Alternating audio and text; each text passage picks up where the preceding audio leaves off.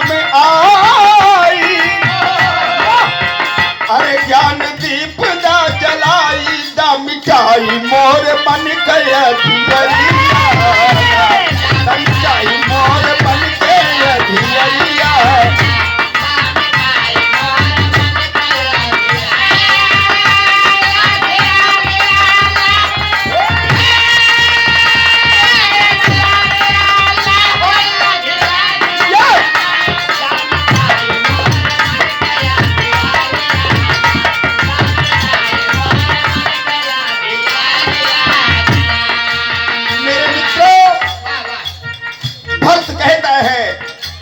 अरे चांदा शोक के उबरला,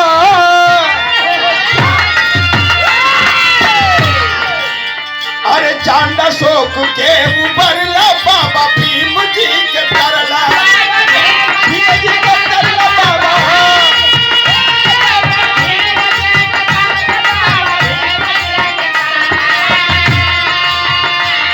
अरे बाबा जिसके ऊपर आपकी कृपा हो गई वो दुनिया में नाम कर गया बाबा।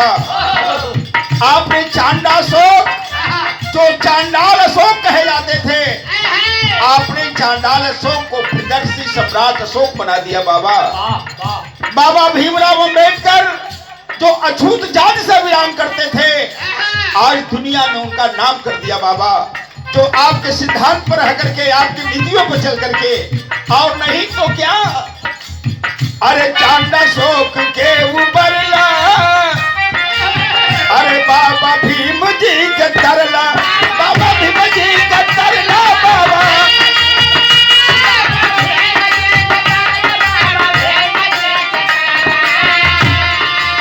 अरे डाकू अंगुली माल, अरे डाकू अंगुली माल बन गई ने गुजरिया ना, डाकू अंगुली माल बन गई ने।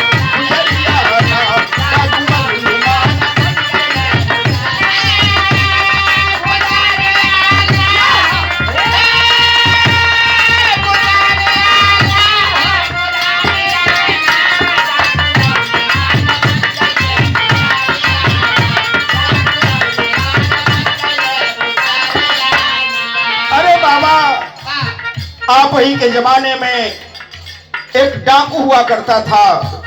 मेरे मित्रों एक बात सुनेंगे, गौर से आपको बताएंगे। डाकू अंगुलीमाल प्रसेनजीत राजा रहा करते थे इस देश में।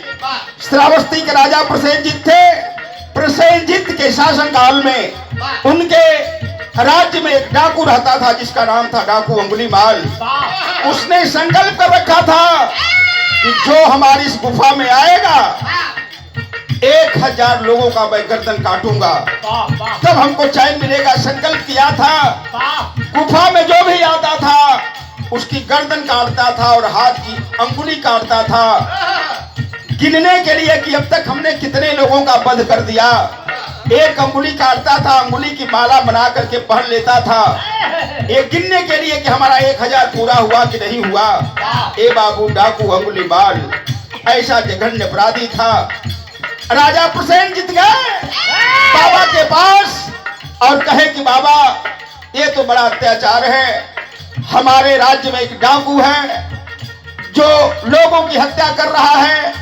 आप कहते, आप हमको यदि आशीर्वाद देते तो मैं अपनी सेना लेकर के उसका वध करा देता। वाह रे बाबा साहब, वाह रे बाबा, वाह रे बाबा बुद्ध।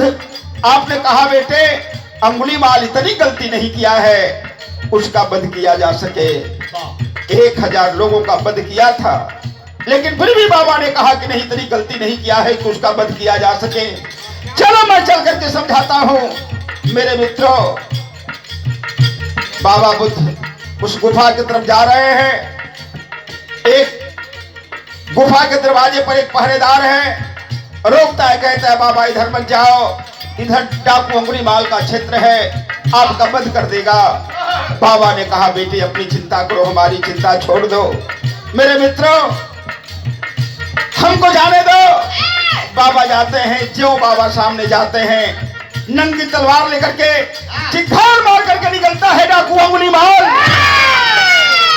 ए बाबू जब चिंगार मार करके निकलता है बाबा देखते हैं जब आंख से आंख मिलती है, भाई आंख से आंख जब मिलती है, बाबू तेरी है देखा। बाबा खड़े हैं, मुस्कुरा रहे हैं। डाकू अंगुलीमाल हतप्रभ हो गया, कहा कि रे आज तक मेरी तलवार के सामने जो भी आया है, जो भी तलवार के सामने आया है, उसकी गिघियां बध जाती थी, और चिंगार करने लगता था, बचाओ बचाओ की आवाज करता था। और यह आदमी मेरी तलवार देख करके खड़ा है, और नहीं तो मुस्कुरा रहा है, हंस रहा है। इसका मतलब कि हमको इससे डर नहीं है, हमसे इसको डर नहीं है। करीब जाते हैं, कहते हैं कि आप हैं कौन? उन्होंने कहा कि आपने जो हमको कहा कि ठहरो। अंगुलीमाल ने कहा कि ठहरो। भगवान बुद्ध ने कहा कि हम तो ठहर गए बेटा, तुम कब ठहरोगे? अंगुलीमाल कहता है आपकी बात हम नहीं समझे। कहे कि मैं तो रुक गया, हमको तो ज्ञान मिल गया, मैं बुद्ध हो गया, हमको सारी चीजें मिल गई, हम तो ठहर गया, तुम कब ठहरोगे? अपने कुकर्म से, अपने ये जो जघन्य अपराध करते हो, कब ठहरोगे? उसने कहा कि आपकी बात मैं नहीं समझा। बगल में एक पेड़ था, एक टहनी कहे कि उस टहनी को तोड़ो। अंगुलीमाल टहनी को तोड़ देता है, लाकर बाबा को देने लगता है। बाबा ने कहा कि इसको उसमें जोड़ो। टहनी को पेड़ में सटा रहा है, टहनी सट नहीं रही है, बार बार सटाता है, सट नहीं रही है। कहा कि ये तो नहीं सट रही है। कहा कि बेटे जो तुम काम करते हो गर्दन काटने का काम, क्या किसी गर्दन को